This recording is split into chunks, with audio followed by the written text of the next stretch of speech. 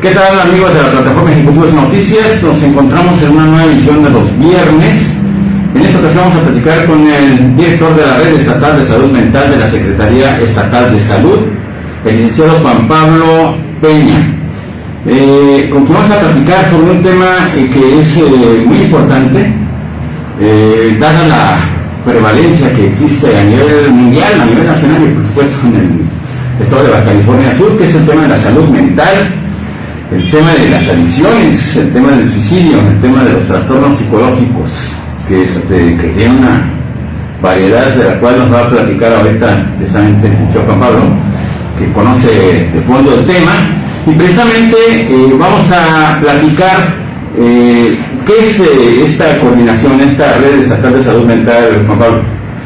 Muchas gracias, muy buenos días a tu auditorio, gracias por la invitación, Raimundo León. Es un placer para mí estar acá y aprovechar por los medios, ¿no?, de comunicación para dar a conocer qué es la Coordinación Estatal de Salud Mental y Adicciones, ¿no?, que pertenece a la Secretaría de Salud.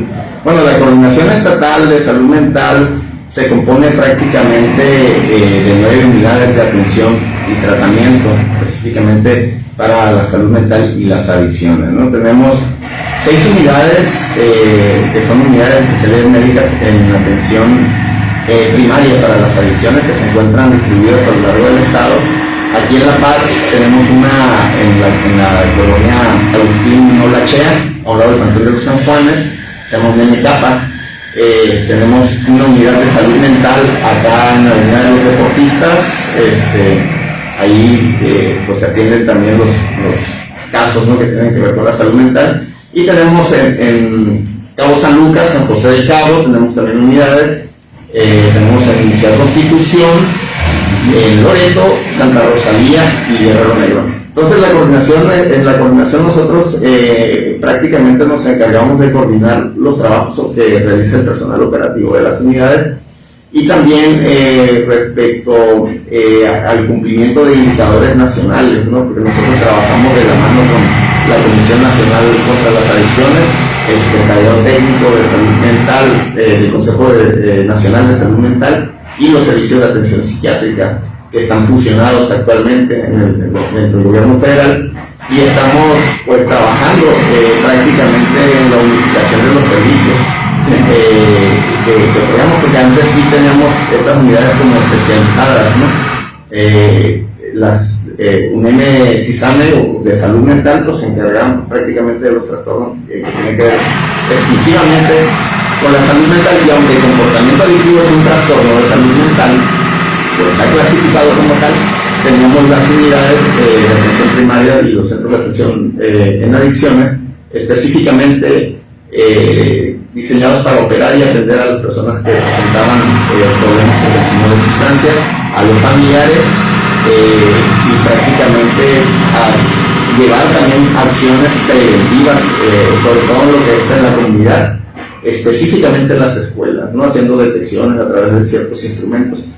Pero a nivel nacional ya se está buscando, bueno, ya se homologaron los servicios, y en las 9 unidades, me falta una que es la clínica de vida para dejar de fumar, que esa también está aquí en La Paz, está ubicada ahí en la torre, en la avenida Nicolás Bravo, esquina José Ortiz Domínguez, en el primer piso, y ahí también otorgamos los servicios de atención psicológica para las personas que quieren dejar de fumar, pero también para cualquier otra situación relacionada a un problema de salud mental que está presentando cualquier persona, ¿no? Yo tuve la oportunidad de estar revisando por ahí la página de la coordinación, y básicamente pues son 3 grandes programas que de ahí se deriva toda una serie de estrategias y de acciones, es correcto, con la salud mental y el combate o ayudar a la gente que tiene un problema de adicciones y demás, que es precisamente el tema del suicidio, el tema de las adicciones, que son muchas, y también el tema del tabaquismo. Vamos a entrar un poquito más en el tema de las adicciones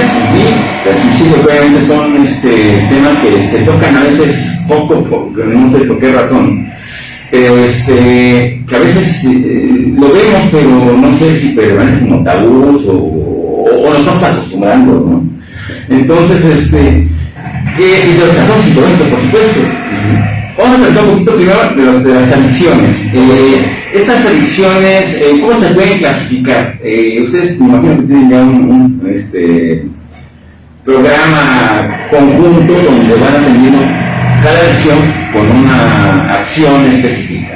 Así es, pues mire, precisamente está lo que es dentro del comportamiento adictivo, pues existe el consumo de sustancias y la dependencia a las sustancias psicoactivas, ¿no? Pero también están a otros comportamientos dentro de la clasificación, ¿no? de los trastornos, control de los impulsos que estaban anteriormente clasificados así, entra lo que es el juego patológico, o lo que conocen como ludopatía. Digamos que la demanda de atención que tenemos nosotros en los servicios prácticamente es por consumo de sustancias, pero sí tenemos casos por cuestión de juego patológico, ¿no? Uh-huh. Dentro de la clasificación, que esa pues no somos nosotros, sino son las instancias internacionales como la clasificación internacional de las enfermedades, que es un manual diagnóstico en el que nos basamos aquí en China, ¿no? para poder establecer un diagnóstico y poder determinar la severidad del comportamiento adictivo que tiene la persona o que presenta la persona. Nosotros vemos lo que es la dependencia, el abuso y el uso de la sustancia. Esa es como la clasificación, ¿no? Cuando alguien llega y pide ayuda, nosotros hacemos unas pruebas para saber en qué nivel se encuentra y saber también cuál es el nivel de atención que requiere. Nosotros somos de atención primaria y nuestra atención que brindamos son tratamientos ambulatorios, es decir, la persona va, recibe su tratamiento y está en su entorno, ¿no? Pero hay personas que llegan a presentar un nivel de dependencia severo que no responden al tratamiento ambulatorio. Trabajamos con ellas, pero si ya vemos que no avanzan, que siguen manteniendo, digamos, la conducta de consumo, tienen recaídas recurrentes y no hay como mejoría, sugerimos un internamiento o un tratamiento residencial, y nosotros hacemos como la referencia, ¿no? Todo esto pues tiene que estar de acuerdo a la persona, ¿no? No podemos de manera involuntaria ingresar, ¿no? Nosotros hacemos sí una referencia donde hacemos un resumen clínico de la persona y lo orientamos hacia a qué tipo de centros tiene que ir, ¿no? Aquí en el estado ahorita nada más contamos con 4 establecimientos residenciales reconocidos por la Comisión Nacional contra las Adicciones. Aquí en La Paz está CUNY, ¿no? Que está en el libramiento Ceguera, yendo hacia el Saltito. Ese centro, ese establecimiento residencial es de la diócesis de La Paz, pero personal de la Secretaría de Salud participa en ese establecimiento otorgando los tratamientos profesionales. También participa la Central Mexicana de AA, dando las charlas y la tribuna que ellos dan, ¿no? De las 12 tradiciones, y el personal de la diócesis de La Paz, que prácticamente pues les lleva como esta parte espiritual, ¿no? Y aquí hay que ser claro, no tiene el usuario que tener ningún tipo de religión en particular, ¿no? Porque hablemos de cuestiones espirituales, pero hablamos necesariamente de cuestiones religiosas, ¿no? Sí. Y está en Cabo San Lucas, tenemos otro centro que se llama Cumbra. Ese establecimiento residencial está en la colonia de Los Cangrejos, y el otro está en San José del Cabo, se llama CREA, que es Centro de Rehabilitación para enfermos por alcoholismo y drogadicción. Está en la colonia Guaynitas, me parece, y el otro está en Guerrero Negro, que es el Quinto Sol, ¿no? Ese es uno de los establecimientos más grandes. Ese establecimiento en particular brinda atención tanto a mujeres como a hombres. Los anteriores que les mencioné únicamente a hombres, ¿no? Entonces aquel establecimiento de Guerrero Negro brinda atención a mujeres y hombres. Y hay que ver también que ahorita lo comentaba, ¿no? Respecto al estigma o algunas otras situaciones que tienen que ver con género. Quienes más solicitan la atención residencial, pues obviamente son los hombres, ¿no? Muchas veces las mujeres que llegan a presentar este problema respecto al comportamiento adictivo tienen más dificultades, ¿no? Porque muchas veces pues, son madres o muchas veces no cuentan con el apoyo o la percepción social, ¿no? Que para ellos es muy complicado a veces manejar y reconocer esta parte del problema, ¿no? Entonces, la demanda de atención pues sí es mayormente de hombres, pero también tiene que ver con la prevalencia. Hay un porcentaje mucho mayor de usuarios, más o menos en qué porcentaje. Estaríamos hablando prácticamente de un 85 al 90% de hombres, ¿no? Que presentan dependencia. Pero esto hablamos, por ejemplo, de las generaciones adultas, personas adultas, ¿no? Cuando vemos las encuestas de las generaciones nuevas, ya vemos cómo la mujer se va posicionando también en la prevalencia muy parejo, cada vez más consumidora de sustancias adictivas. El hombre es más consumidor, ¿no? No, pero ya conforme la más baja de edad, sí, se va integrando. Sí, por ejemplo, en el caso, lo podemos ver en el caso del alcohol, lo podemos ver en el caso del tabaco. Por ejemplo, una encuesta que se hizo ya tiene tiempo, pero no se ha vuelto a hacer otra. Una encuesta que se llama ENCODE, que es la encuesta nacional de consumo de drogas estudiantes, que se hizo dentro de las escuelas a nivel nacional. En todo el país se hizo esa encuesta.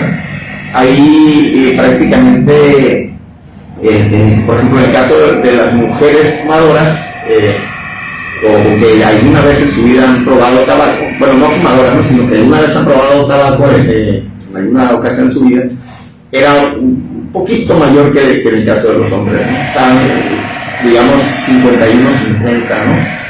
Mujeres, hombres, ¿no? Otras sustancias, por ejemplo, como los estimulantes, los barbitúricos, también la mujer tiene como mayor consumo, ¿no? En este tipo de sustancias, ¿no? Basado en lo que señalan las encuestas, ¿no? Pero sí, definitivamente en el nivel de estudiantado, en el nivel de estudiante en particular, que exploró alumnos de quinto, de sexto, secundaria y preparatoria, ¿no? Fue como el ustedes comentan incluso, digamos, de quinto a sexto, estamos hablando de 10 años. Las adicciones propiamente no, el consumo sí, porque hay que reconocer que el comportamiento adictivo tiende a ser progresivo, no se da en el primer momento que experimenta una persona con una sustancia. Pero bueno, tomando en cuenta como el antecedente, que sí, ahí empiezan, ¿no? Porque ahí empiezan las primeras experiencias, ¿no? Por ejemplo, hay muchas personas, a mí me ha tocado trabajar en la parte operativa, y hay muchas personas que se inician o que experimentan, ¿no? En la secundaria, en la preparatoria, y hay una pausa de consumo, ¿no? O sea, experimentan, cuando yo lo probé y no me gustó, pero lo probé más tarde, o sea, 1, 2 o 3 años después, y ya no pude frenarlo, ¿no? Pero ese ya es también como un predictor, ¿no? En orden de importancia de las adicciones, ¿cuáles serían las más frecuentes, las más comunes? Ok, le llamamos nosotros drogas de impacto, ¿no? La droga de impacto es la que genera consecuencias negativas. Las drogas de consumo, pues las que regularmente consumen las personas, y las drogas de inicio, pues con las que experimentan, ¿no? O las primeras con las que estuvieron en contacto. Por ejemplo, esto que me dice, las más comunes van a ser el tabaco, la marihuana, el alcohol, la marihuana y el tabaco, ¿no? En ese orden, ¿no? Las más comunes, ¿no? Las de impacto, o sea, las que mayor consecuencia negativa están generando y que están llevando a los usuarios a buscar ayuda, la metanfetamina, la marihuana y el alcohol, ¿no? Esas en ese orden. Respecto a la demanda de atención, ¿no? O sea, son las personas que van y buscan ayuda, ¿no? Y dicen, bueno, yo tengo problemas con el cristal, ¿no? Que como en el árbol popular se conoce a la mente. ¿Qué porcentaje de gente que tiene un problema de esta naturaleza de adicción acude a este centro o a estos centros, y cuánto hay que no quiere o no se rehúsa, ¿no? Sí. No reconoce incluso el problema. Es muy interesante esa pregunta, ¿no? Porque regularmente, ¿no? Cuando nosotros hacemos acciones preventivas o, por ejemplo, tratamos de incidir, ¿no? en la comunidad, nos llegan a hacer señalamientos, ¿no? Decir, oye, pues, yo tengo un hijo, nada más que necesito que lo convenzan, ¿no? Porque ya le hemos dicho, ya lo han corrido de trabajos, a lo mejor ya se separó de su esposa, ha tenido ahí como hasta demandas, ¿no? Por la pensión y cosas como esto, pero ¿cómo le hacemos, no? Una de las características del comportamiento adictivo es que tiene, a diferencia de otros padecimientos, ¿no? Por ejemplo, a cualquier persona, ¿no? Que tiene un dolor, ¿no? Digamos un dolor de muelas, ¿no? Quiere ser atendido y quiere va a la urgencia y quiere ser el primero en ser atendido. Entonces el comportamiento adictivo, una persona puede haber tenido pérdidas muy significativas, tanto de índole personal, emocional, de tipo social o laboral, y la persona va a estar realmente a recibir la atención, ¿no? Entonces es complicado, ¿no? Porque el comportamiento adictivo tiene una característica muy especial, y a diferencia de otros trastornos, otros padecimientos, y eso es que es hedonista, genera placer, a pesar de que a mediano y largo plazo va a generar consecuencias negativas, pero en el primer contacto o digamos en la consecuencia a corto plazo va a ser placentera para el usuario, y obviamente que después va a desarrollar una dependencia, y el usuario ya no va a consumir en la búsqueda únicamente o exclusivamente en la búsqueda del placer, sino como ya va a haber un nivel de dependencia y una severidad de esa dependencia, cuando metabolice la sustancia va a tener la necesidad imperiosa de recurrir a la sustancia para poder funcionar. Entonces ya no va a consumir solo por la búsqueda del placer, sino para evitar lo desagradable que es, o todos los síntomas desagradables que genera la abstinencia en el usuario, ¿no? Digamos, unos de los casos de abstinencia más severos que existen son los del alcohol, ¿no? Y el delirium tembloroso es una de las situaciones más extremas que llega a vivir un usuario, ¿no? Entonces, por eso es muy importante la atención no únicamente focalizada, sino tiene que ser una atención multifactorial, ¿no? En el sentido o interdisciplinaria, mejor dicho, ¿no? En este contexto pues hablamos de la atención médica, la atención psicológica y involucrar, ¿no? En este caso a la ayuda mutua también, ¿no? En el caso de las adicciones, ¿cuánto tiempo pasa desde que hace la primera prueba y por curiosidad, por lo que sea, por tratar de identificar con un grupo, prueba marihuana, prueba alcohol o ¿cuánto tiempo tiene que pasar para que se convierta ya en una adicción? Y diga, ya necesito para desarrollar la dependencia, o no lo requiero, o mi cuerpo supuestamente lo demanda. Mire, va a depender, ¿no? Porque cuando hablamos de los trastornos, no hablamos específicamente del trastorno, sino hablamos de las personas, ¿no? Y la evolución de la dependencia o de la progresividad de esa dependencia va a depender del individuo, de algunos otros factores, ¿no?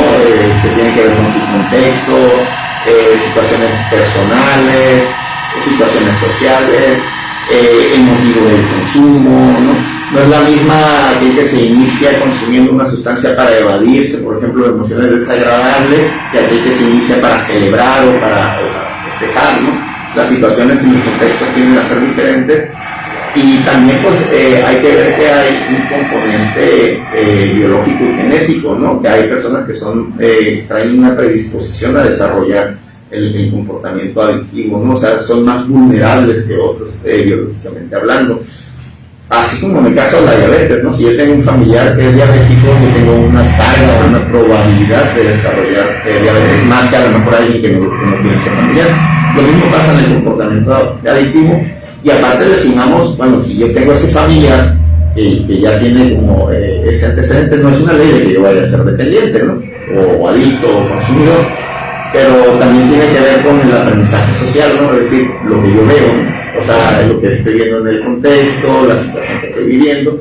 Y cuando hablamos de dependencia, en muchas ocasiones, no quiero generalizar y decir que en todas, pero en muchas ocasiones también vemos que con la dependencia pueden existir contextos de violencia, contextos de abuso, contextos de ciertas situaciones que pueden ser factores de riesgo, ¿no? Para, por ejemplo, para los menores, para los hijos. ¿En qué momento una persona que dice, híjole, yo ya comienzo a tener problemas precisamente de violencia o me doy cuenta que ya necesito a fuerzas algo para poderme sentir bien o no sentirme mal por la abstinencia? ¿En qué momento tienen que llegar a y cuál sería el primer paso para poder dejar esto o con quién recurrir, ¿no? Sí, mire, lo ideal no es esperar esos momentos, no siempre la parte preventiva en general, ¿no? En la salud, en todos los ámbitos de la salud, siempre la prevención es lo que nos va a anticipar, ¿no? De llegar a esos puntos. Desgraciadamente, el pensamiento mágico a veces de las personas de, pues yo sí lo hago, pero a mí no me va a pasar, ¿no? O sea, o yo lo controlo. La negación, ¿no? Absoluta respecto a eso, ¿no? Lo ideal es la parte preventiva, ¿no? Es decir, saber que son sustancias que tienen un potencial de generar dependencia, que van a generar un deterioro en la salud y que obviamente pues va a haber consecuencias negativas, ¿no? En todas las áreas de la vida de la persona, no únicamente en la salud. Muchas veces, no, yo estoy saludable, no me hace falta nada, soy autosuficiente, tengo, pues sí, soy consumidor, pero yo lo controlo, las drogas que consumo son legales. La legalidad pues, para nosotros no es trascendente, ¿no? El hecho de que sean sustancias psicoactivas propiamente tienen el potencial de generar dependencia y para nosotros los trabajadores en el área de la salud, sobre todo en el área de la salud mental, cuando nos dicen, pues es que la marihuana es legal, independientemente de que sea legal o ilegal, es una sustancia psicoactiva, ¿no? Y genera, pues, obviamente, consecuencias. Lo que pasa es que a veces también justifican o minorizan las consecuencias comparándolas con otras sustancias, ¿no? El cristal sí es malo, pero esta no, porque está natural, ¿no? Pero a mediano y largo plazo nosotros en el área de la atención hemos atendido a muchas personas que han presentado múltiples consecuencias, ¿no? Derivadas del uso de la marihuana y que aparentemente son irrelevantes, ¿no? Esas consecuencias, pero ya cuando una persona tiene 10, 15 o 20 años consumiendo se da cuenta de lo que ha incidido en la vida de la persona el uso de la sustancia. Si bien es cierto, porque muchas veces el argumento que dicen, a ver cuántos muertos hay, no por ahí tantos, sí, mira, la segunda, tercera causa de muerte y marihuana, ¿no? Pero la realidad es que, por ejemplo, en el caso de las sustancias ilegales, la sugerencia es no consumirlas, ni probarlas, ni experimentar con ellas, jamás, ¿no? ¿Sí? Sobre todo si hay vulnerabilidad, si ya sea que tiene un familiar que se enganchó, tuve un tío, y de pronto se me ocurre, ¿no? O sea, tengo yo una probabilidad de desarrollar esa dependencia. Que hablamos de cocaína, que hablamos de heroína, que hablamos de... Así es, todas estas son sustancias psicoactivas, independientemente de la categoría, si son depresoras del sistema nervioso central, si son drogas alucinógenas o si son estimulantes, ¿no? Okay. Obviamente hay personas que sí tienen como cierta tendencia, ¿no? Es decir, yo probé la marihuana y nunca me gustó, pero probé la cocaína y eso me ayudó bastante, ¿no? A veces también la mayoría de los de comportamiento adictivo viene o comparte algunos factores adyacentes a la salud o tenemos comorbilidades o trastorno dual, ¿no? El comportamiento adictivo se acompaña a veces de algunos otros trastornos, ¿no? Por ejemplo, los más recurrentes, los trastornos de ansiedad o los trastornos del estado de ánimo, ¿no? Entonces, imagínense una persona que sufre depresión sin tratamiento, sin atención y por ahí conoce la cocaína, que es un estimulante, o la metanfetamina, engañoso, ¿no? Es correcto, ¿no? Se va a estar automedicando y va a desarrollar lo más probable es que desarrolle una dependencia. Si ya me siento bien, no se siente bien, el problema es que se está... genera un efecto. El problema es que pasa, ¿no? Cuando la dopamina y se va, pues obviamente queda en una depresión todavía mucho más profunda, ¿no? Y ahí viene otro riesgo, ¿no? Por ejemplo, ahí ya la probabilidad de las cuestiones asociadas al comportamiento suicida, ¿no? Las autolesiones y otras circunstancias y consecuencias negativas que están asociadas prácticamente, ¿no? Entonces, para resumir un poco, no sé, no hay un tiempo específico para determinar cuando se es adicto, se hace adicto a alguien o no. O sea, depende de circunstancias, depende del organismo, depende. Es correcto, y va a depender, por ejemplo, de la frecuencia del uso, ¿sí? De las dosificaciones, y va a depender pues de los otros factores que usted señala, porque, por ejemplo, si una persona dice, bueno, consumo eventualmente cada una vez al mes, ¿no? Y hay otra persona que dice, no, pues yo estoy consumiendo diario, ¿no? Tiene más probabilidad que está consumiendo diario, pero este que consume al mes no quiere decir que queda exento, ¿no?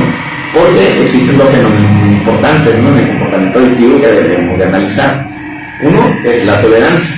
El cerebro tiene la capacidad de adquirir tolerancia a las sustancias psicoactivas. Esto quiere decir que el efecto de una droga que yo pruebe, a lo mejor en el primer momento, puede generarme un efecto placentero, con dosis menores, ¿no? Digamos, cualquier situación, ¿no? Respecto a cualquier tipo de consumo, una dosis o menos de una dosis puede ser suficiente como para que la persona sienta el efecto deseable, ¿no? Que es como lo señalamos nosotros.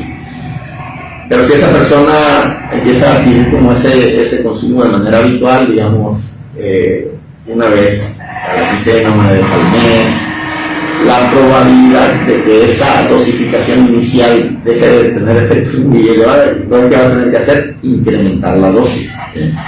Con el consumo reiterado, ya no únicamente va a incrementar la dosis, va a empezar a incrementar la frecuencia del uso. Y llega un momento donde la persona termina consumiendo diario y durante todo el día, y eso pasa mucho con el caso de la marihuana. Que los usuarios de marihuana ya no es como está el término de consumo recreativo, ¿no? O sea, por recreativo entenderíamos como un momento de esparcimiento. Una persona que ya tiene la dependencia de la marihuana, pues el consumo recreativo es durante todo el día, ¿no? O sea, para ponerlo en ese término. Y se lo digo desde la experiencia, desde la atención, no nada más de teoría, no desde la literatura, desde la teoría, ¿no? Nosotros manejamos en los tratamientos un instrumento que se llama línea base retrospectiva, donde el usuario va plasmando todos los, es como un calendario donde va plasmando cómo era su nivel de consumo, ¿no? Donde pone cada momento que ha consumido, la cantidad que consume, y eso nos sirve para visualizar más o menos cuáles son esos factores precipitadores que están asociados al consumo. Y hay la mayoría de los usuarios, por ejemplo, que nos toca atender en el caso de consumir marihuana, tienen un consumo indiscriminado. No hay como un factor precipitador específico. Es decir, pues, lo último que hacen antes de dormir es fumar, y lo primero que hacen al despertarse es fumar, y de ahí continúan, ¿no? Entonces, sobre todo para las personas que minimizan mucho, ¿no? la cuestión que tiene que ver con las consecuencias de la marihuana y que asocian como la parte de la legalidad con lo poco nocivo, ¿no? La realidad es que no es así. Y aparte de la marihuana en la actualidad está comprobado que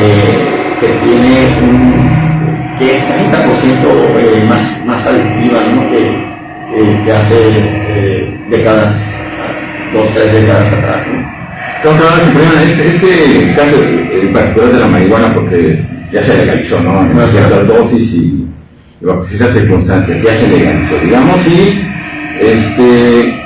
eso no quiere decir que sea, bueno, ya es permisible como el tabaco, como el alcohol, pues tomando no pasa nada, o sea, realmente todas estas tienen consecuencias, como acabamos de mencionar. El tabaco te va a llevar en exceso a un posible cáncer de pulmón, ¿no? El alcoholismo no se diga, que accidentes ahí están, es a la lista, así es, aparte del deterioro físico, ¿no? Es de salud, y la marihuana igual.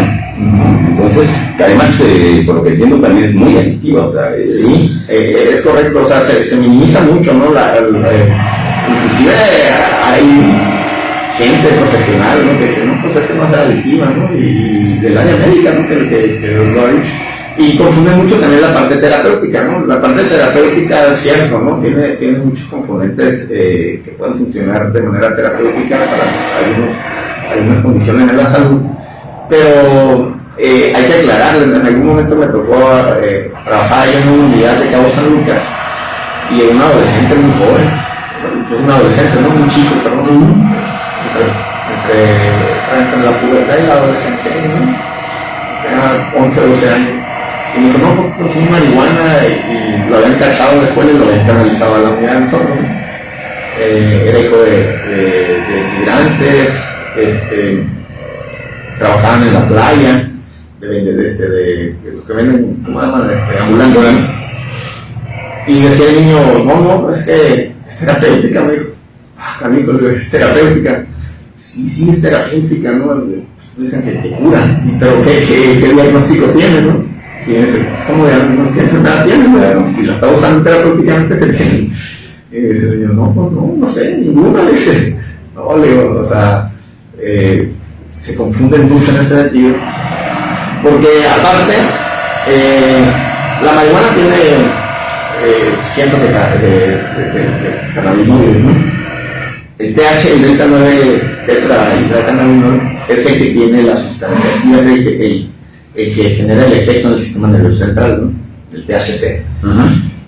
Entonces, por ejemplo, hay un medicamento que se llama Sativex, y hay algunos otros medicamentos que no están aquí en México, ¿no? En Estados Unidos, pero esos medicamentos no tienen THC, tienen cannabidiol, ¿no? Y el cannabidiol no tiene THC, tiene el 1%, es decir, para empezar, el uso terapéutico no es fumado necesariamente, sino es a través de otros medicamentos y no tiene un efecto, no altera el estado de conciencia, ¿no? O sea, tiene otros elementos ahí que favorecen, ¿no? Entonces, otro punto importante es que nosotros también no estamos como en la parte de estigmatizar a los usuarios, ¿no? Creemos, así nos lo han enseñado, ¿no? O sea, respetar mucho la parte que tiene que ver con los derechos humanos, que pues de ahí surgió, ¿no? Toda esta cuestión jurídica, ¿no? Del derecho al esparcimiento, a la personalidad, algo así, ¿no? Entonces, nosotros consideramos, ¿no? Que sí debemos de prevenir, como lo hacemos con las otras sustancias, y la cuestión de la legalidad, digo, no es sinónimo de que es un determinante para ustedes el que consuma medicamentos en exceso, así es, que consuma la dosis que sea, pero en qué ustedes tienen que actuar como... Sí, tenemos que prevenir, ¿no? Sugerir, como se hace con igual los productos o los alimentos chatarros, ¿no? La recomendación entonces es tajante en todo tipo de sustancias o drogas adictivas, es no consumas. Así es, por ejemplo el tabaco es otra sustancia legal y la sugerencia es, porque hay gente que dice, no, pues yo fumo, pero nada más como socializo, ¿no? Fumar es fumar y desgraciadamente en el caso del tabaco el daño que está generando va a ser acumulativo. Pero te comentaba algo muy interesante, ¿no? Muchas veces las personas asocian el uso del tabaco al cáncer, ¿no? Que es como el cáncer, el pulmón, el eco, entonces. Pero la causa número 1 de muerte por tabaquismo es por la enfermedad coronaria del corazón. Okay. Entonces, y a veces no lo asociamos, ¿no? Todos esos infartos, el colesterol y otras cosas que no relacionamos casi el tabaco con las enfermedades del corazón. El tabaco endurece las arterias, ¿no? O sea, provoca muchas consecuencias cardíacas, ¿no? Y a veces murió un paro cardíaco, ¿no? Y era fumador, ¿no? O sea, y otras enfermedades, por ejemplo, yo tuve una familiar, ¿no? Que murió de enfisema, nunca fumó, pero su esposo fumaba, que es bueno, y ella desarrolló la enfermedad, ¿no? Y a lo tiraba todo. Así es, ¿no? Desde las generaciones anteriores, ¿no? O sea, donde todavía no estaba la ley general para el control del tabaco, donde las personas fumaban en su sala, ¿no? Ahorita ya, en tabaco hemos avanzado mucho, y si bien no podemos decir, ya la gente ya no fuma absolutamente nada, nos ha pasado mucho esto, ¿no? De que las generaciones mayores, las muy mayores, como que siguen, ¿no? Los que están el consumo de tabaco. Ha reducido, ¿no? Y las generaciones jóvenes como que empiezan duro, ¿no? Pero tiene que ver también mucho con las campañas que hacen las tabacaleras, ¿no? En una ocasión visitamos una escuela y traían el encargado de ahí de la escuela nos mostró, ¿no? Pues estos vapeadores, ¿no? Y se los han decomisado alumnos, ¿no? El problema que tenemos, dice, para empezar son ilegales en México, sobre todo son vapeadores, ¿no? Entonces el problema que tenemos es que se los quitamos y vienen los padres de familia que nos van a traer los derechos humanos porque es un derecho de ellos y que no es nocivo. O sea, hay mucha desinformación. Nosotros hemos estado trabajando ya mucho en llevar a cabo pues, todas las acciones preventivas para informar y hacer reconocimiento a las personas de que sí generan también consecuencias negativas, ¿no? Y que también genera dependencia y en algún momento se utilizan como instrumentos para dejar de fumar, ¿no? Pero al final no hay como estudios que validen realmente eso y los estudios que se han hecho han sido como a modo, porque han sido financiados por la misma tabacalera, ¿no? Entonces hay como muchas cuestiones de intereses ahí, ¿no? En ese caso, que mencionaba eso, hubo un sustituto del tabaco, aparentemente, de esas cosas que de repente he visto a algunos jóvenes fumando, muy raro. Pero ¿qué es eso? Sí, pero al final de cuentas, estos vapeadores, ¿no? Son líquidos, pero traen nicotina, pues. Entonces tienen nicotina y al final pues genera o desarrolla pues, como la necesidad de estarlo utilizando continuamente, y aparte que traen otras consecuencias asociadas al calentamiento, a la batería, otras consecuencias ahí en la salud, y es como una aproximación a la cuestión del tabaco. Claro. O sea, por la cuestión de la... Porque ensáyale y después ya se puede fumar, ¿no? Así es correcto. Es correcto. Ahora bien, ahorita acabo de mencionar esto de que hay mucha desinformación. ¿Cómo las redes sociales, que ahora estamos, obviamente, es una circunstancia de nuestro tiempo, ¿no? Así es. Hay un agobio de información en las redes sociales, precisamente, que nos hablan de todo, prácticamente en todas las plataformas, de lo que es bueno, de lo que es malo, de lo que es placentero, de lo que no es placentero, de lo que es éxito, de lo que no es éxito. Hay una asociación de todo, con todo, y en ese sentido, ¿qué tan difícil es combatir precisamente toda esa desinformación con lo que ustedes sí saben, conocen, con testimonios vivos, con toda la ciencia que tienen acumulada en el sentido de conocimiento, a enfrentar toda esa desinformación que se da en redes? Sí, fíjense que es muy importante porque todo el mundo opina, ¿no? Todo el mundo tiene una opinión y habrá que diga, no es cierto, no pasa nada, o y los descalifican mucho. Nosotros siempre pues tenemos ahí también dentro de nuestras redes sociales, buscamos incidir, hemos diseñado, ahorita estamos trabajando por ejemplo para contrarrestar esa parte con el Instituto Nacional de Salud Pública. Estamos trabajando junto con otros 6 estados con unos programas pilotos para lanzar unas aplicaciones digitales para la prevención precisamente de lo que es el suicidio, ¿no? Son 4 aplicaciones que vamos a poner en marcha entre 2024 y vamos a medir, ¿no? De qué tanto impacto tiene, pero sí es una competencia muy desleal, digo yo, ¿no? Porque pues cualquier persona puede vertir su opinión, ¿no? Simplemente desde su percepción, sin que lo avale, digamos, un estudio científico, ¿no? Sin que haya la evidencia suficiente como para poder desacreditar lo que muchas veces nosotros hacemos en pro, ¿no? de mejorar la calidad de vida de las personas y de evitar, obviamente, llegar a estas situaciones que tienen que ver, ¿no? Ya con el desarrollo de la dependencia en el caso de las sustancias o con otras situaciones asociadas a la salud, ¿no? Pero sí, pues nosotros lo que estamos haciendo es usar esos mismos instrumentos, ¿no? Para tratar de incidir, ¿no? En la población en general, con los padres de familia, ¿no? Porque hay algo muy importante, ¿no? La familia es el primer factor protector que tienen o que tenemos, ¿no?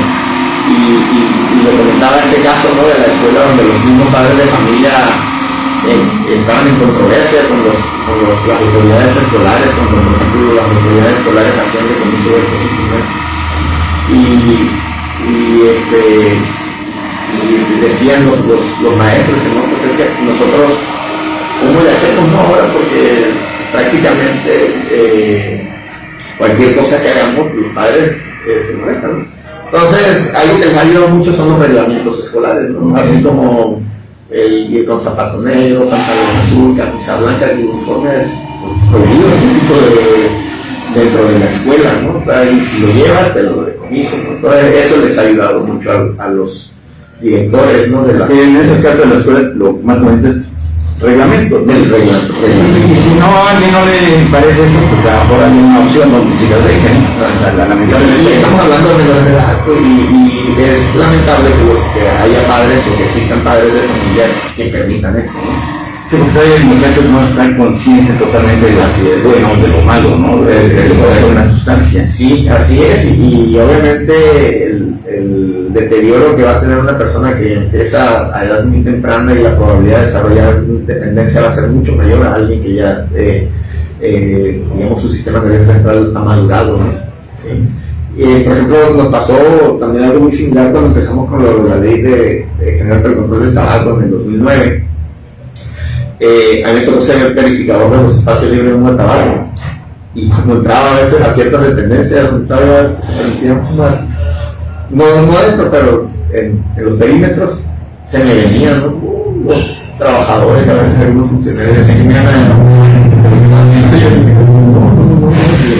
yo no estoy diciendo que no fumen, ¿no? Simplemente no quería fumar en este perímetro, ¿no? Y pues ya te lleva yo la ley ahí, ¿no? Impresa, porque personalizaban mucho, ¿no? Y no era una persecución a los trabajadores, ¿no?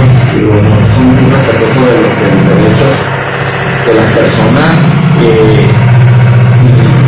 en este caso lo que busca favorecer esa ley es el derecho a la salud de los no fumadores.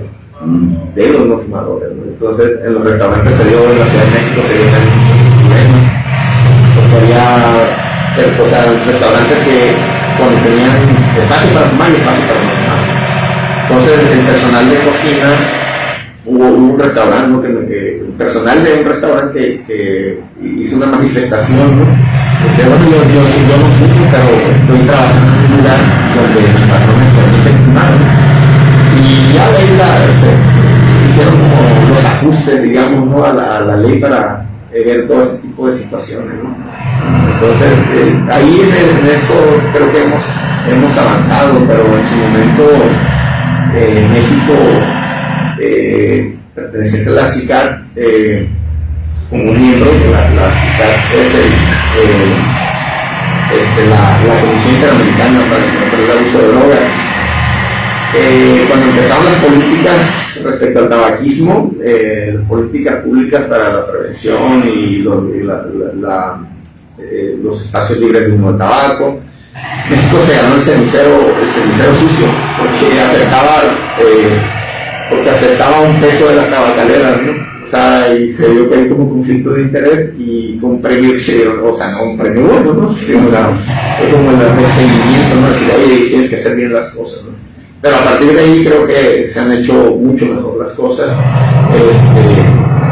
y pues hemos ido avanzando, ¿no? Producto también de estas políticas que también se hicieron estas unidades con las que nosotros contamos, ¿no? Porque antes del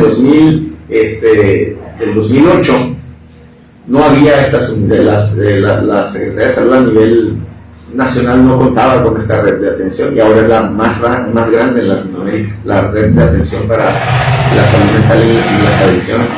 Pero antes del 2008 eran únicamente las áreas, los hospitales generales que tenían la consulta externa de psicología, y las áreas de psiquiatría, los hospitales como especialidad de psiquiatría, y no existían estas unidades y estaban prácticamente centralizadas, ¿no? Pero ya a partir del 2008 pues ya es la red más grande, ¿no? Que existe a nivel Latinoamérica para la atención de las adicciones. O sea, países como Chile, Brasil, que han sido como países que han dado mucho auge, ¿no? al primer nivel de atención en la salud mental. Tenemos una infraestructura mayor. Tenemos todavía muchas tareas pendientes, ¿no? Depende también mucho de las especialidades, ¿no? Por ejemplo, en México en general tenemos un déficit de especialistas en psiquiatría, pero es no es que las instituciones no tengan, es que nos están formando, ¿no? Tenemos ahí nuestra asignatura ahí pendiente, pero estamos trabajando mucho en las capacitaciones, ¿no?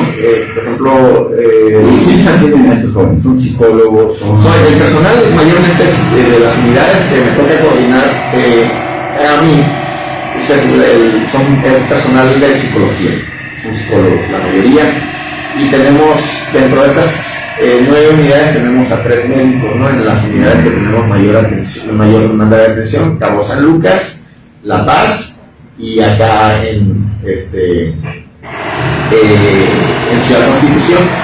En San José del Cabo y en la unidad de salud mental tenemos convenio con el Hospital Salvatierra, y los casos que requieren ya de la atención psiquiátrica se atiende así por y en este caso, por ejemplo, hay algunos centros de rehabilitación que hemos incluso hubo un tiempo que proliferaron, ahorita ya no tanto, pero sí hay muchos todavía. Espacios en todo el estado y en todo el país. ¿Qué tan buenos o tan recomendables son el internamiento en estos centros? O primero habría que llegar precisamente con ustedes, ¿no? Que son ustedes una cosa autorizada porque pertenecen a la Secretaría Estatal de Salud o a la Secretaría de Salud Nacional. Así es. Sí, para la sugerencia y la recomendación que vamos a hacer nosotros de la Secretaría de Salud siempre va a ser que si tienen a una persona, ¿no? Que tiene algún problema con el consumo de sustancias o un consumo problemático de sustancias, que se acerquen a nosotros, ¿no? Ahí se hace la valoración del usuario y se le otorga, ¿no? Un tratamiento ambulatorio, y así no responde ese tratamiento ambulatorio desde la primera visita, ¿no? En la evaluación ya se detecta que tiene un nivel de dependencia que el pronóstico no va a ser bueno para un tratamiento ambulatorio.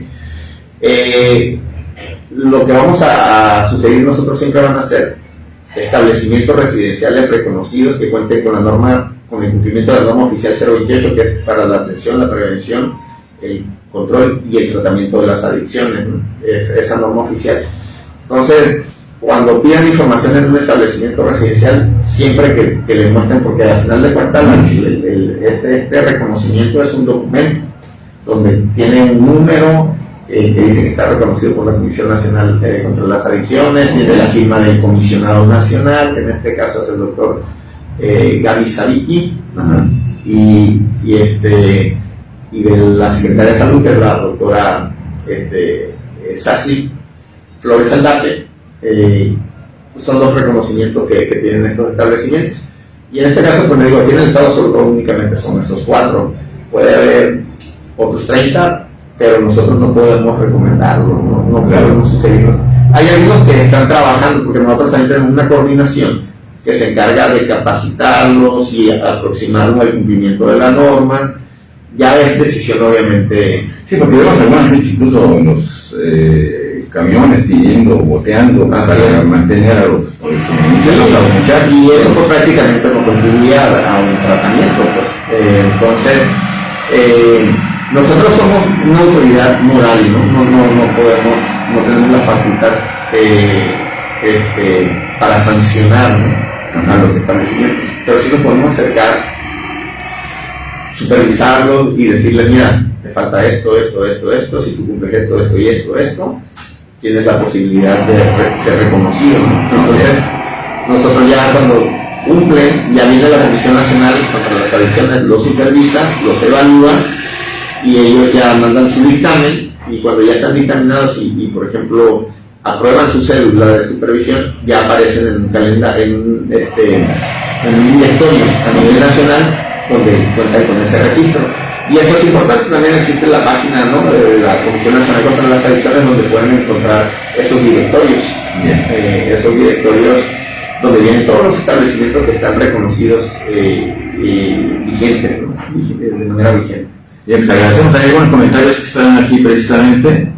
Ana Luisa Maldonado Fión, que nos dice es excelente la información que está proporcionando, licenciado. Y sí, tenemos un poco de ruido porque estamos aquí en las calles de Isabel la Católica y Legazpi, y están arreglando allá afuera, yo imagino que con zapas, algo ahí. Está solitario, ¿no? Por eso es que el ruido que escuchan es eso, de todas maneras vamos a invitar al licenciado, posiblemente la próxima semana o entre 15 días ya nos dirá si hay la disponibilidad precisamente para que asista también al canal 8 de televisión, ahí en el programa de Todos Somos Noticia. Hoy estamos con Ejecutivos de Noticias, pero pues también información va a ser importante que lo escuchen allá por televisión abierta. Y hay otro tema que es, obviamente va pegado, ¿no? Que es el tema de los trastornos. Bueno, algunos van pegados, otros no tan. Los trastornos psicológicos, ¿no? La depresión, la ansiedad, decepciones que a veces te llevan a situaciones de vacío existencial y cosas de ese tipo. ¿Ustedes también las atienden? Claro, nosotros desde el 2020 homologamos los servicios de atención en las unidades, tanto en los centros de atención primaria en adicciones, que son conocidos como CAPA o por un MCAPA, y en los centros interdisciplinarios de salud mental, que son las UNEM CISAME o UNEM de salud mental, que son las que ya les mencioné. Sí, y fíjese que nosotros en 2020, a inicio de marzo, que justo paralelo a la pandemia, ¿no? Que se inició con lo de la pandemia, pues igual que todas las instituciones, pues tomamos las medidas pertinentes, ¿no? Para pues evitar la cuestión que tenía que ver con el contagio. Entonces empezamos a trabajar en guardias, ¿no? Para no estar todo el personal juntos y todo eso. Y la atención, pues de alguna u otra manera se mudó, ¿no? A la atención presencial, a la atención telefónica y a la atención vía Zoom y vía pues todas estas nuevas tecnologías, ¿no? Y tuvimos pues del 2020 a la fecha un incremento del 50% de trastornos muy puntuales, el de ansiedad y el de cuándo? El 50%, una prevalencia de 50% mayor a la que teníamos habitualmente, en trastornos de ansiedad y trastornos del estado de ánimo. ¿Sí? Y luego, acompañado, ya conforme fue avanzando la pandemia, tenemos nosotros 5 motivos de atención, ¿no? O sea, en la pandemia. Ajá. Ansiedad, número 1. Depresión, número 2. Situaciones de violencia o estrés vivido por violencia. Número 3. Consumo de sustancias, porque los padres empezaron curiosamente a detectar consumo de sustancias en sus hijos. Porque como estaban prácticamente todo el día en casa, pues ya empezaron como a detectar, ¿no? Y ya se sale o sea, historias así, ¿no? Como de pronto me daba cuenta que en la madrugada se salían, ¿no? Y se salía y pues ya cuando lo esperaba y que llegaba y se salía al patio atrás y llegaba pues oloroso, ¿no? Entonces pues empezaron a llamar por teléfono, ¿no? Y el otro fue el de duelo. Entonces fueron los 5 motivos, ¿no? Que estuvimos atendiendo y se dio un incremento. Y en términos generales son como la demanda de atención más recurrente, o sea, fuera de la pandemia. Lo que pasa es que ahora se incrementó, ¿no? Se incrementaron estos casos. Y si bien es cierto, es muy importante, ¿no? Porque hace unos días atendía yo a una persona y me decía, es que yo no creía en eso, ¿no? O sea, yo creí que la ansiedad pues era como un pretexto de la gente como para tomar medicamentos. Para que nos explique, ¿qué es la ansiedad? Porque sí, hay gente que dice, yo estoy ansioso, ¿no? Bueno, realmente es preocupante esto. La ansiedad es una respuesta general de adaptación, ¿no? Es natural, ¿sí? Si yo antes de venir a esta entrevista pues, estoy nervioso, ¿no? O estoy ansioso, ¿no? O puedo también sentirme ansioso de una fecha importante, ¿no? Por ejemplo, un cumpleaños o un festejo, ¿no? Y ya quiero que llegue esa fecha, ¿no? Sí. Pero no es patológico, ¿no? Al contrario, me motiva, ¿no? Me puede poner ansioso un examen, ¿no? Sí, pero la ansiedad me va a ayudar a mantenerme despierto, a lo mejor a poder yo estar estudiando toda la noche, sin la necesidad de que tenga sueños. Va a ser una respuesta a una situación amenazante, ¿no? Sí. Pero me voy a adaptar, ¿no? Ya una vez que me preparo, ya me enfrento a la situación y la ansiedad se va, ¿no? El problema es cuando se empieza a convertir en patológica, ¿no? Es decir, cuando incluso el estímulo que me está provocando esa ansiedad ni siquiera lo reconozco. ¿Sí me sea, sé que siento que algo va a suceder, pero no sé qué es y me siento mal, ¿no? O sea, tengo taquicardia, empiezo a tener sudoración, siento que voy a perder el control, ¿no? Y muchas veces se acompaña de otros, o sea, con la manifestación de otros trastornos, como los trastornos psicosomatoformes, ¿no? Que por ejemplo empieza a tener como estas respuestas psicosomáticas, ¿no? O esta manifestación psicosomática como en otros trastornos gastrointestinales o inclusive con hipocondria, ¿no? La persona lee acerca de una enfermedad y a mí pues se me hace que yo lo tengo, y pasó también eso, ¿no? Ahora con lo de COVID, ¿no? Lo de COVID, ¿no? O sea, cualquier situación, ¿no? Que tenga que ver con la constipación y decir, híjole, pues se me hace que ya tengo, ¿no? Entonces la ansiedad es una respuesta general de adaptación, ¿no? Pero ya cuando se convierte en un trastorno, prácticamente puede generar múltiples disfunciones y se caracteriza por una serie de sintomatología, ¿no? Dificultad para respirar, dificultad para concentrarse, debilidad en las piernas, la persona tiene miedo a que pase lo peor, aunque no tiene como una amenaza inminente, nerviosismo, prácticamente puede adoptar algunos manierismos, ¿no? Como comerse las uñas, y la ansiedad puede ser muy disfuncional, ¿no? Porque a veces la persona va a variar, ¿no? La más común es la ansiedad generalizada, ¿no? Pero también dentro de los trastornos de ansiedad están los trastornos fóbicos, ¿no? Que ya son como por miedo a volar, ¿no? Que justamente a una situación o un estímulo muy particular. Entonces, muchas veces las personas minimizan, ¿no? Lo que es algunas personas minimizan lo que es la ansiedad, quizá precisamente por eso, porque es una respuesta como muy natural, y dicen, bueno, pues es que es normal estar al rato se quita, ¿no? Al rato se me quita, ¿no? Pero el problema es cuando, digamos, el estímulo que la está provocando es de este tamaño y la respuesta es de este, ¿no? O sea, hablamos de una diferencia, ¿no? Entre lo que lo provoca y la respuesta que estoy teniendo, ¿no? Y la ansiedad no únicamente no únicamente se vive como un trastorno propiamente dicho, ¿no?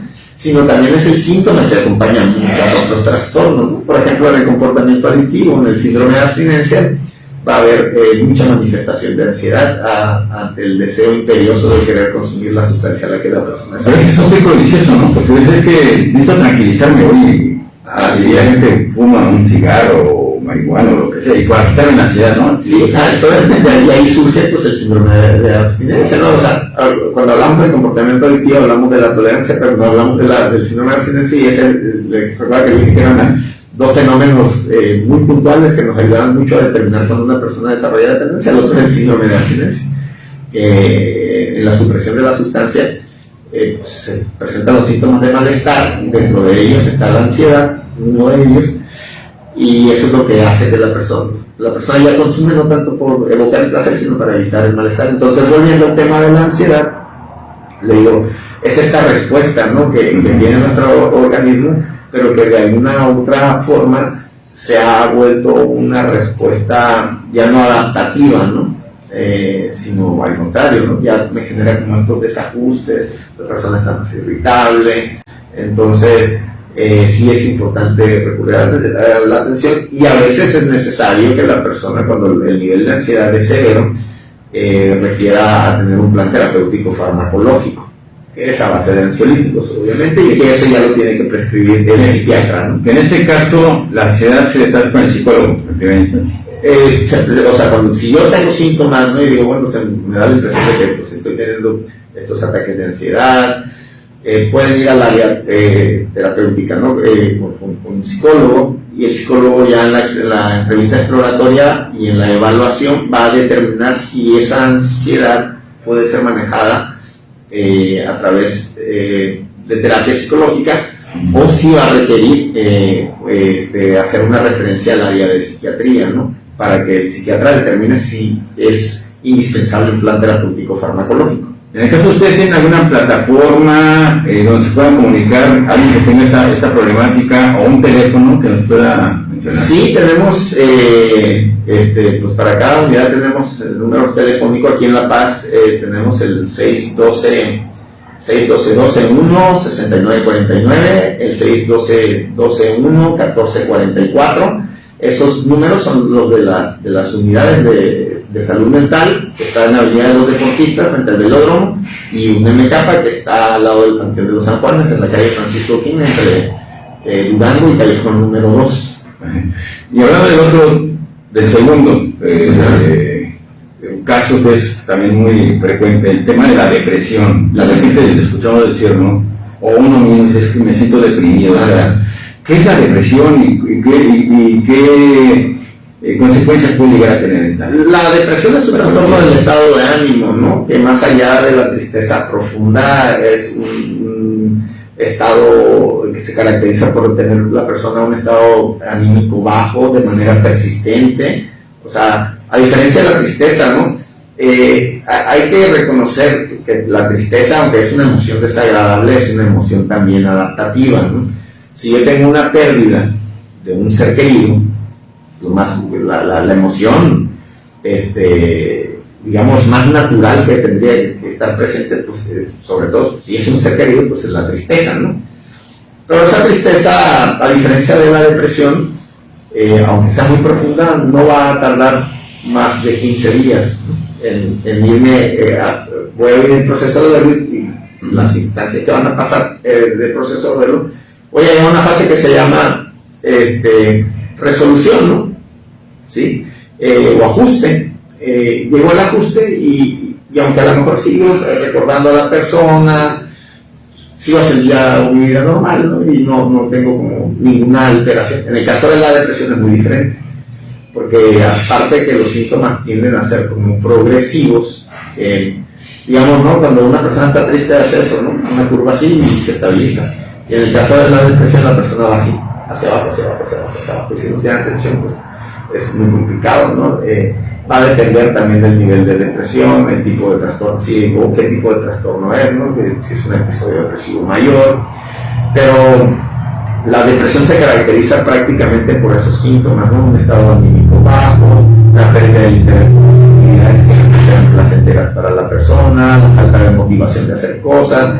Por ejemplo, la persona se siente fatigada o cansada sin un motivo aparente, es decir, a lo mejor no ha hecho nada físicamente que... Como que sueño. Sí, puede ser que la persona o duerma mucho o no duerma nada, o sea, hay una alteración en el ciclo del sueño, ¿no?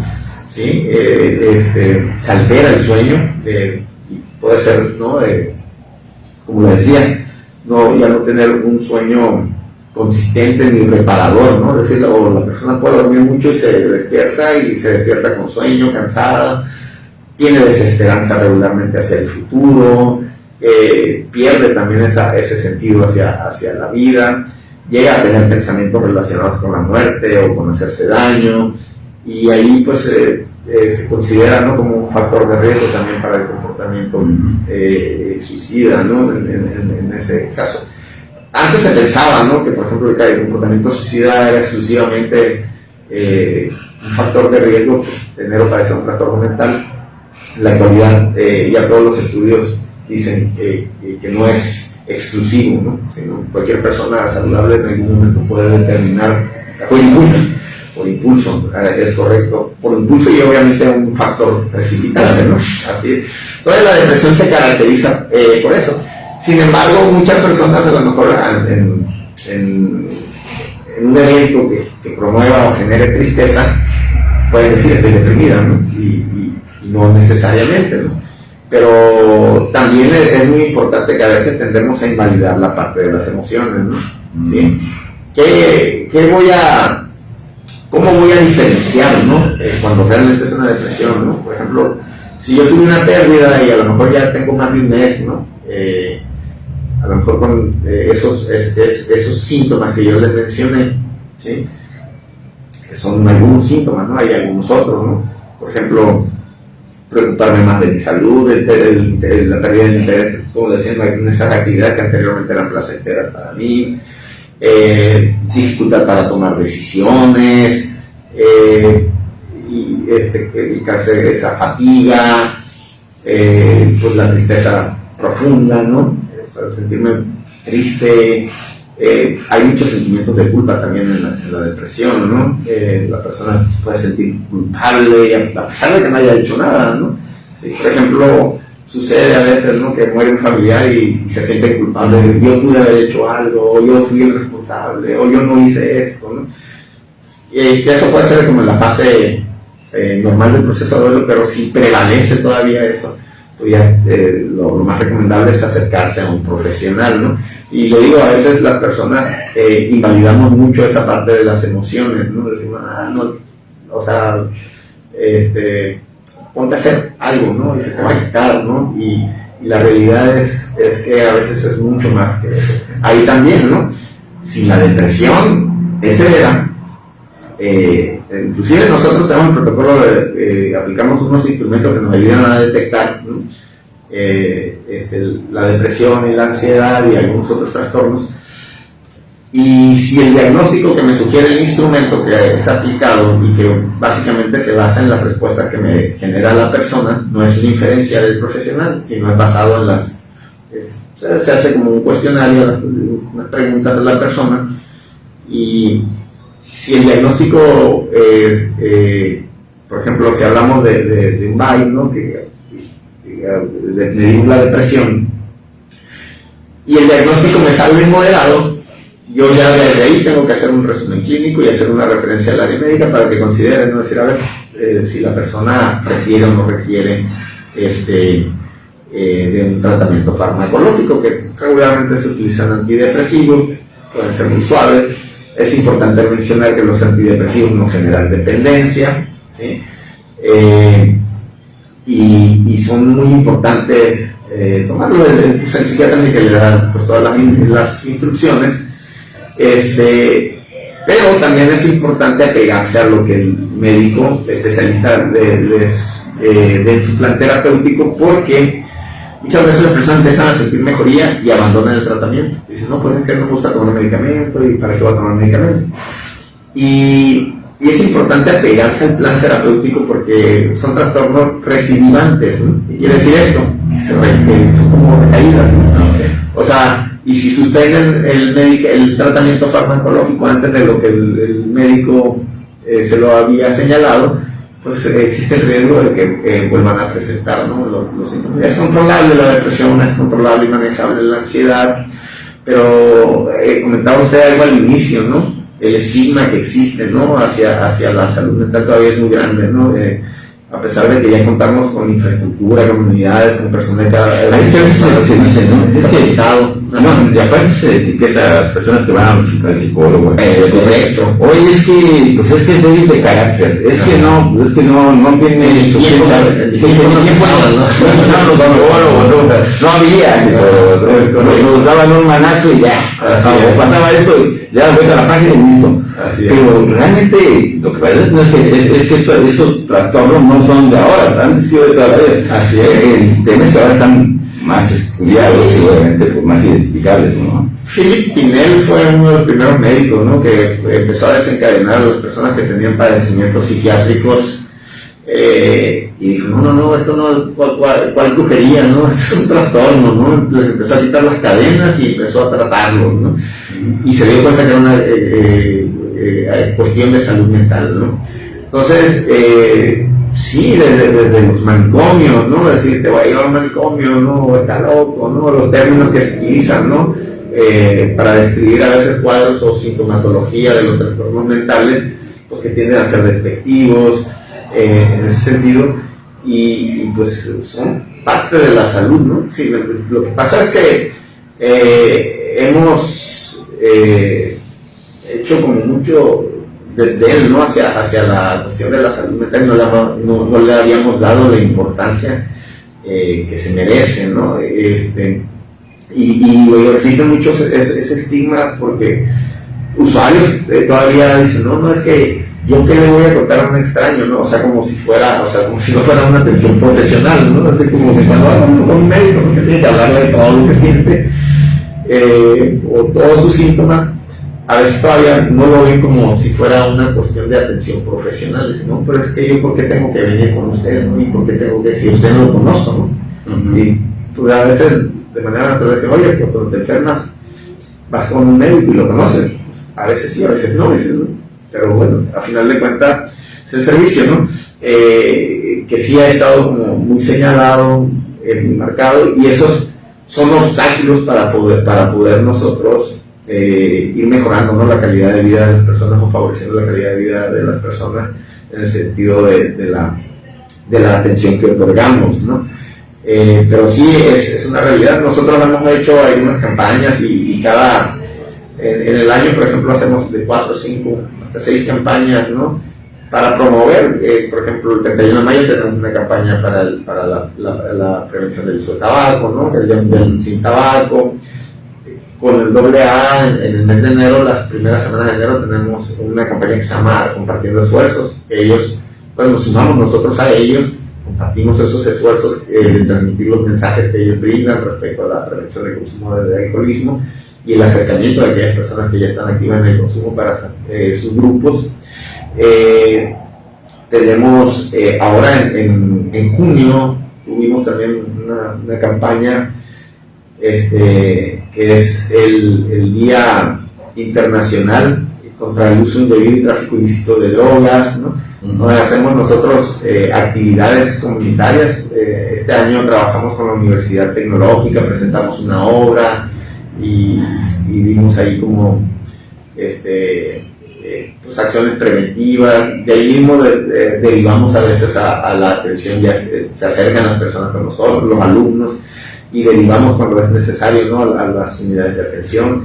Y ahora tenemos precisamente el 10 de septiembre es un día internacional también, ¿no?, para promover, ¿no?, la prevención del comportamiento suicida, ¿no?, cada 10 de septiembre. Pero ahora casi siempre, bueno, no casi siempre, pero este año, el año pasado y en algunos otros años nos ha sucedido que siempre nos agarran los ahorita con la tiempo, y tenemos que reprogramar, ¿no? Tenemos ahí un evento también importante con la Universidad Autónoma de Baja California Sur. Nada más que lo tuvimos que reprogramar, sí, claro, por la cuestión de que pues es albergue y pues ellos no iban a tener la logística y pues la suspensión de clases y de actividades en general, ¿no? Entonces está reprogramada esa actividad. Y luego en noviembre tenemos el Día Nacional contra el uso nocivo de alcohol, ¿no?, que es otro de los días. Entonces, nosotros aprovechamos esos espacios para hacer conciencia en la comunidad, ¿no?, de decir lo importante que es la salud mental, ¿no?, para que nos acerquemos. Y como dicen, ¿no?, muchas veces las personas cuando dicen, bueno, ocupo ir al psicólogo, ¿estás loco o qué, no? O sea, siempre con estos conceptos, ¿no? O las mismas personas cuando les sugieren, no, es que yo no estoy así, ¿no? O sea, ¿por qué tendría que ir? Y no necesariamente una persona tiene que tener un trastorno para ir, ¿no? Es como, por ejemplo, con el dentista, ¿no? No tenemos que ir únicamente cuando tenemos picada una muela, ¿no? Sino la parte preventiva, la limpieza. No, eso es incluso de motivación, ¿no? Así es. Motivar a las personas, motivarlos. Sí, a veces, por ejemplo, construir un proyecto de vida, ¿no? O alguna situación que no necesariamente tenga que ver con un trastorno propiamente, pero que pueda ser, por ejemplo, en el caso de los alumnos que todavía no tienen definido que estudiar, a lo mejor unas pruebas vocacionales, ¿no? Eso también pueden ser los psicólogos. También, así es correcto. Una orientación de carácter vocacional. Así es. Entonces, son válidos como motivos de consulta, ¿no? Sí. Muy bien, entonces vamos a llegar al final de la entrevista, Juan Pablo, con el compromiso y la invitación abierta, obviamente, claro, de estar en el canal 8 próximamente. Tocaste el tema del suicidio, precisamente, digamos, la ansiedad, depresión y otros trastornos psicológicos, pero bueno, una de las situaciones que realmente preocupan es este desenlace fatal en muchas ocasiones, no precisamente derivado de la ansiedad, de la depresión y otros trastornos psicológicos, de las adicciones obviamente también, y a veces, como nos acabas de mencionar, aparentemente no existe un motivo para que alguien se atente contra sí mismo, ¿no?, contra la vida. Así es. Entonces, ¿qué puedes decir del suicidio? ¿Cuál es el panorama en Baja California Sur? En Baja California Sur, digamos que del 2005 para acá, hemos estado nosotros trabajando. Bueno, primero hablar, ¿no?, de que aquí en el estado existe un programa de prevención para el comportamiento suicida, ¿no? Este antecedente viene desde el 2005, que se trabajó con una doctora que se llama doctora Teresa Rueda, ¿no? Ella estableció el primer programa de prevención, se llamó Previcrisis, ¿no? Previcrisis. Ahí el Estado ya empezó, ¿no? a trabajar a través de la Secretaría de Salud a través de este programa, que duró del 2005 al 2010 aproximadamente, ¿no? En el 2012 se invita a una persona encargada de especialista, ¿no? en la prevención del suicidio, y capacita a cerca de 30 profesionales de salud mental, ¿no? Y ahí en 2012, entre 2011 y 2012, se empieza a trabajar con un programa estatal que consiste prácticamente en aplicar pruebas de detección temprana, una prueba que detecta el riesgo de comportamientos suicidas. En este caso, pues, se empezó a aplicar en escuelas. La parte de la detección, ¿no? es uno de los componentes. La prevención propiamente, que ya es como hacer de conocimiento y conciencia, ¿no? De que el suicidio es prevenible. Se formaron talleres, guardianes informados, se le llamaban, ¿no? a estos jóvenes para que vieran esas intervenciones o detectaran algunas señales de riesgo de compañeros y pudieran como informar, ¿no? a los prefectos o a los tutores escolares, y así pues referirlos también a las áreas de atención de nosotros. Y el tratamiento, ¿no? Y ya otras cuestiones que tienen que ver con la convención, que es prácticamente cuando surge un suicidio, la intervención después, ¿no? de lo que hacia las familiares, ¿no? O los dolientes, ¿no? Poder dar como el acompañamiento terapéutico, ¿no? Porque es muy difícil, ¿no? Se dice que por cada suicidio hay por lo menos 6 personas que quedan afectadas, y tiene el suicidio, ya a través de los estudios que se han hecho, tiene una característica de imitación, ¿no? O sea, que se puede presentar, ¿no? la imitación en personas cercanas, ¿no? ¿Sí? Entonces, esos factores de riesgo tenemos que nosotros verlos y la prevención. Actualmente en el Plan Estatal de Desarrollo, ¿no? Contamos con un componente, ¿no? Que está específicamente diseñado para la atención del comportamiento suicida, ¿no? Este año, por ejemplo, ¿cuántos casos tienen detectados de suicidio aquí en el estado? Registrados, así es. Y si comparados con los del año pasado, tenemos 38 casos registrados, que esos casos no son definitivos, ¿no? A nosotros nos pasa la información de la Procuraduría General de Justicia del Estado, pero ya el concentrado final lo hace el INEGI, y ellos ya, pues ya con toda la investigación y con la carpeta, supongo que cerrada, ya determinan cuáles sí fueron y cuáles no fueron, ¿no? Y ya el INEGI es quien oficializa, digamos, la información, pero nosotros, digamos que tentativamente, ¿no? Por la información que tenemos concentrada hasta ahorita, son 38 casos, ¿no? Eso nos ubica en una tasa nacional aproximadamente del 5%, que está dentro de lo que es la media nacional. La media nacional está entre el 5.1, entre el 5 y el 6, ¿no? ¿Sí?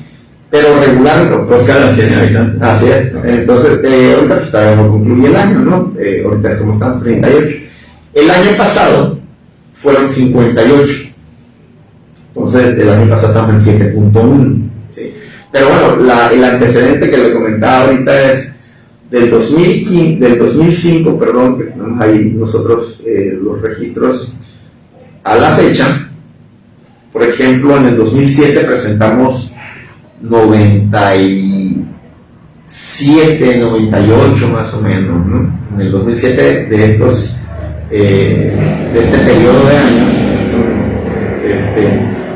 el 2007 fue como el más elevado, ¿no? El más elevado, pero de ahí hemos venido bajando, ¿no? Esa incidencia en el comportamiento suicida, y obviamente ha habido estas curvitas, ¿no?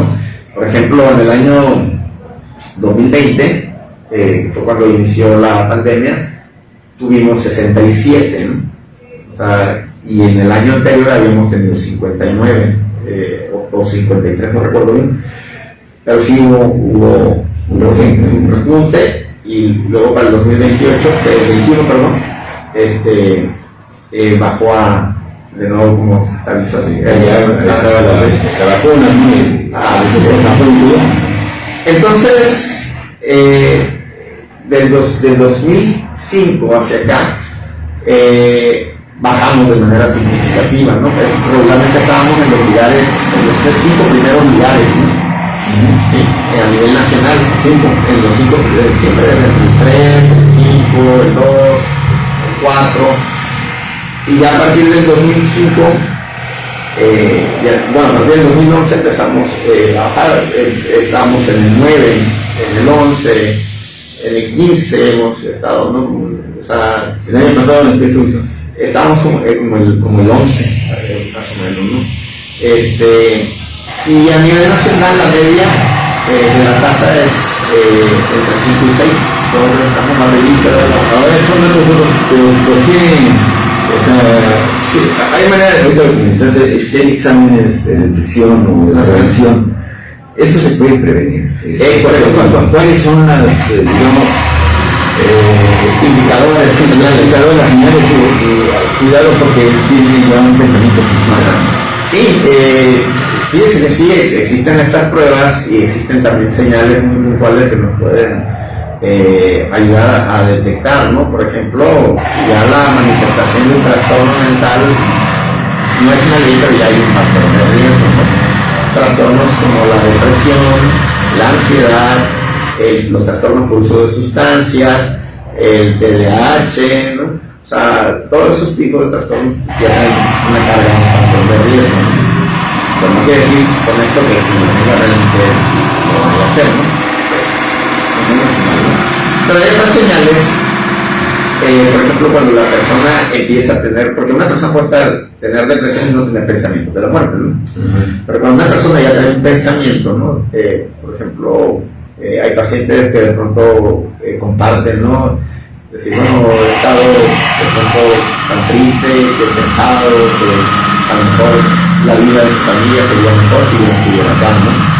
O sea, aunque no habla de quitarse la vida propiamente, ya habla como de una fantasía de qué pasaría si yo no estuviera aquí, ¿no? O sea, mejorarían las cosas, y a veces no es tanto hacia el exterior, ¿no? Porque cuando una persona decide quitarse la vida, está comprobado que es no tanto porque quiera morir, sino porque quiere acabar con el dolor profundo que siente, ¿no? Que en este caso es un dolor emocional, ¿sí?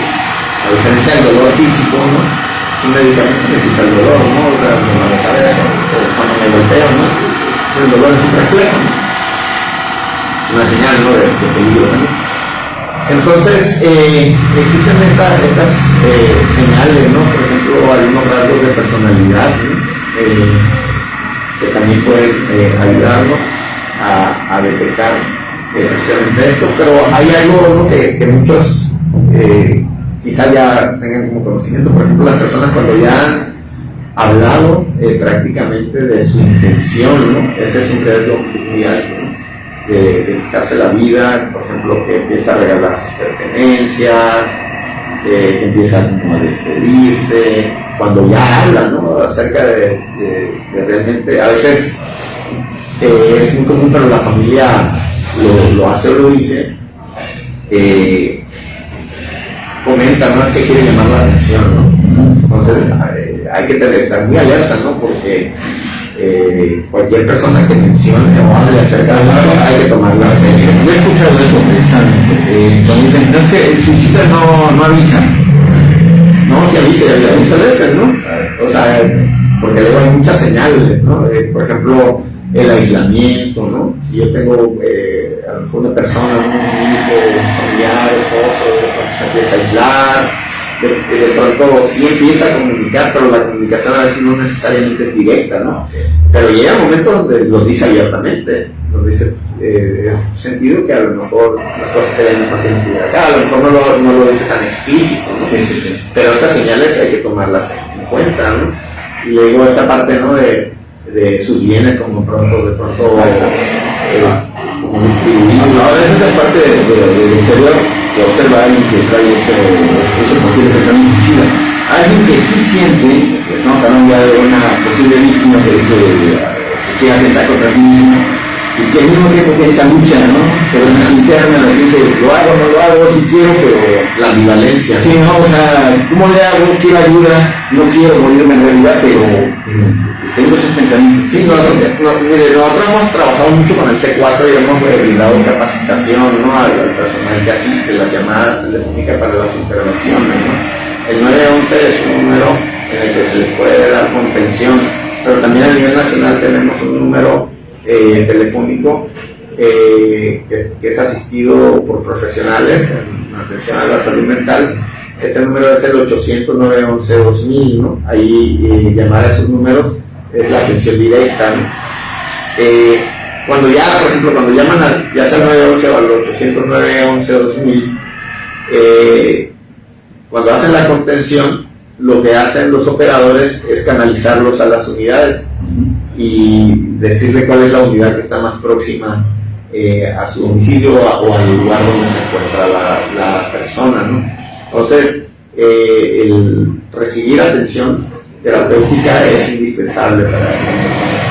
Y el suicidio, por eso es prevenible, ¿no? Porque si hacemos contención en esos momentos, pues la persona entra en contacto psicológico y comparte como esa parte que le está aquejando o afectando, se retrasa la toma de decisión y la persona llega a tener como en su momento a ampliar su emoción o lo que le está generando, ¿no? Esos pensamientos pero va a depender también, ¿no? digamos, de la situación o la crisis o los antecedentes del mismo paciente, ¿no?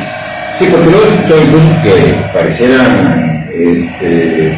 que a veces se escandalizan en medios de comunicación, ¿no? Esto de que incluso por decepciones de tipo amoroso, de tipo laboral, incluso de tipo social de discriminación, que se sienten que a lo mejor algún compañero de escuela no los quiere o todo eso, los llevan a ese tipo de decisiones, ¿no? Entonces, no sé si eso es el motivo precisamente para que llamen por teléfono. Sí, por supuesto, porque al final de cuentas, como le comentaba, ¿no? la atención y la orientación preventiva es lo que no tenemos que esperar a que realmente suceda algo, ¿no? Para que si las personas sienten la necesidad a lo mejor de tener atención o por algún malestar emocional o psicológico, por supuesto que nosotros podemos. Entonces se debe minimizar esa parte, ¿no? Incluso de este tipo de situaciones, tipo amoroso, ¿no? Que bueno, que digamos en la historia que esas cosas así es, ¿no?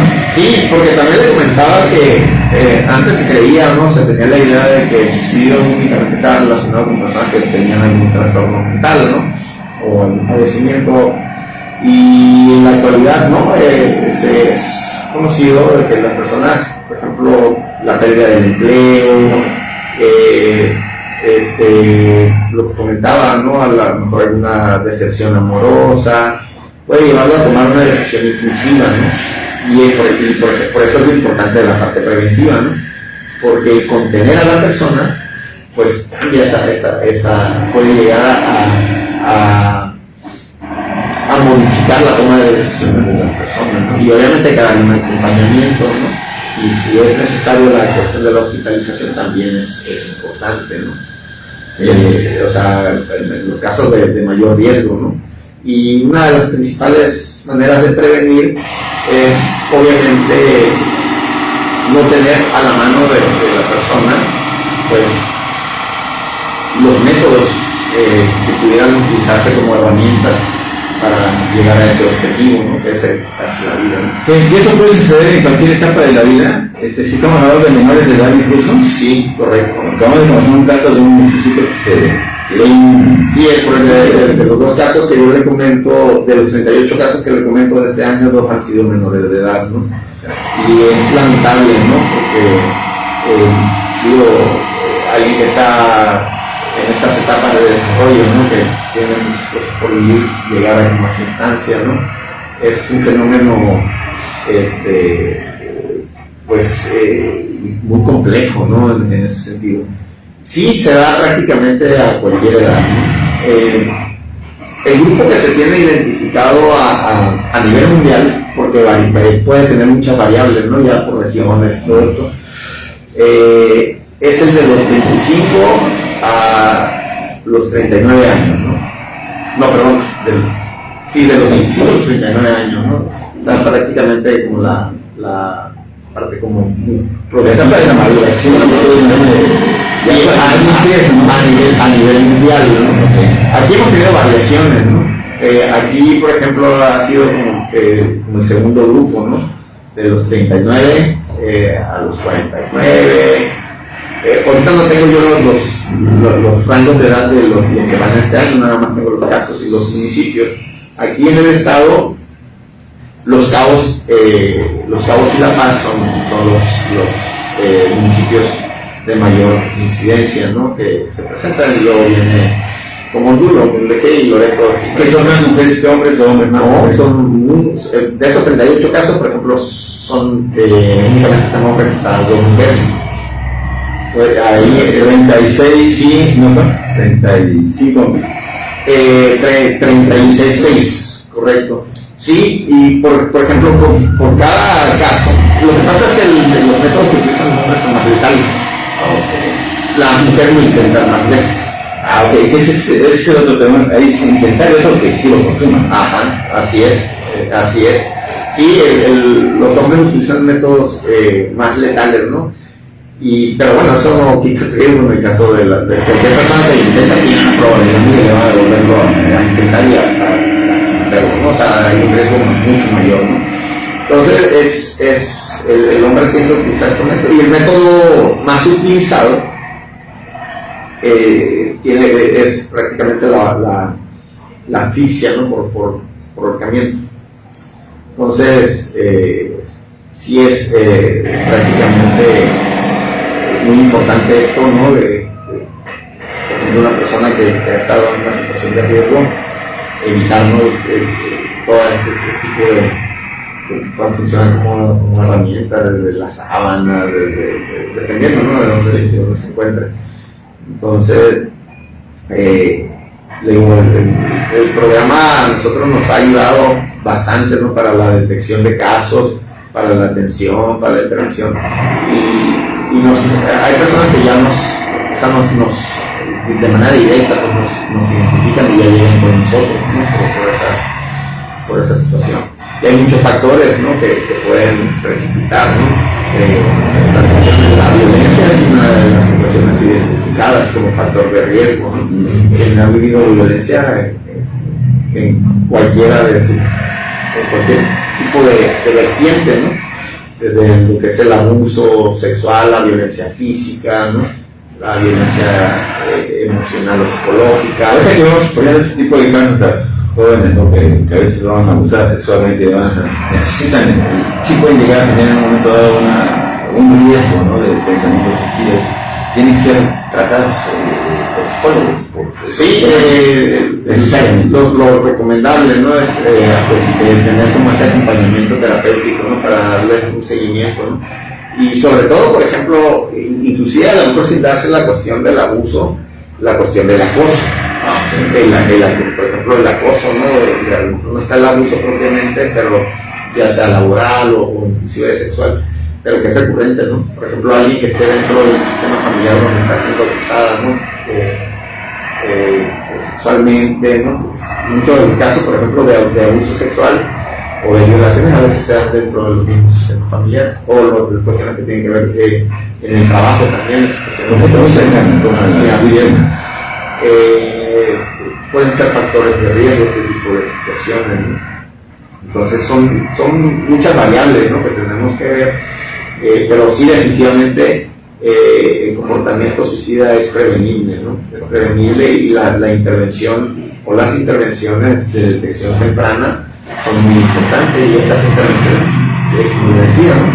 Es acercarnos a las escuelas, a aplicar estas pruebas, estos instrumentos, informar a las personas de los casos, de las señales, ¿no? Que hablamos, ¿no? El aislamiento de las personas, la intención de la persona, el que la persona hable, Antes tenía la idea de que hablar o preguntarle a alguien que quieres matar era como provocar más, ¿no? Y en la actualidad no, tiene que ser directo uno, ¿no?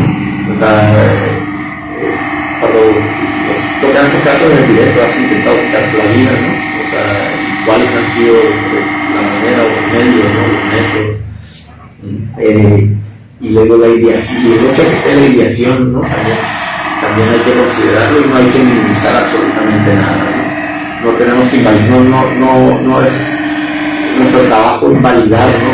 Y decir, no quiero llamar la atención, ¿no? Si yo soy padre de familia y de pronto detecto, o por ejemplo, el cutting, ¿no? La práctica del cutting, que es cortarse algunas partes del cuerpo, o estas autolesiones, que si bien es cierto, las autolesiones no siempre tienen la intención de quitarse la vida, o sea, una persona que practica cutting no siempre va a tener la intención de quitarse la vida, sí es una señal de riesgo, ¿no? Sí. Y esa es una práctica que está siendo como muy recurrente, ¿no? En poblaciones jóvenes, ¿no? En grupos etarios jóvenes, en adolescentes sobre todo. Licenciado, pues te agradezco mucho la entrevista, la plática precisamente sobre todos estos temas que son muy interesantes y muy intensos, y que bueno, pues ahí están, ¿no? Sí, nosotros en la sociedad. Un mensaje final para quienes nos van a escuchar de la red, porque vamos a estar replicando este programa. Perfecto, pues primero que nada, pues un saludo a la audiencia, ¿no? Y comentarles que nosotros a través de la Secretaría de Salud, la Secretaría de Salud a través de la Coordinación Estatal de Salud Mental y Adicciones, estamos para atenderlos. Tenemos estos números telefónicos que comparto con ustedes, que es el 612-1-6249, que es el número de teléfono de la Unión Capa, que está en la colonia Agustino Lachea, el 612-1-1444, que es el número de teléfono de la Unidad de Salud Mental, que está aquí en la Avenida de los Deportistas, frente al velódromo, a un lado de Neodiálisis, y ahí esos números, cualquier persona que ocupe o que sienta que ocupe orientación en estos temas, con todo gusto, ¿no? O sea, ahí se les puede generar una cita, se manejan con agenda, y bueno, como les decía, lo importante es prevenir, ¿no? Entonces, realmente, licenciado, agradezco tu presencia en este programa y pues un placer de la entrevista. Gracias. Todo un placer. ¿Terminaron? Ok. Gracias.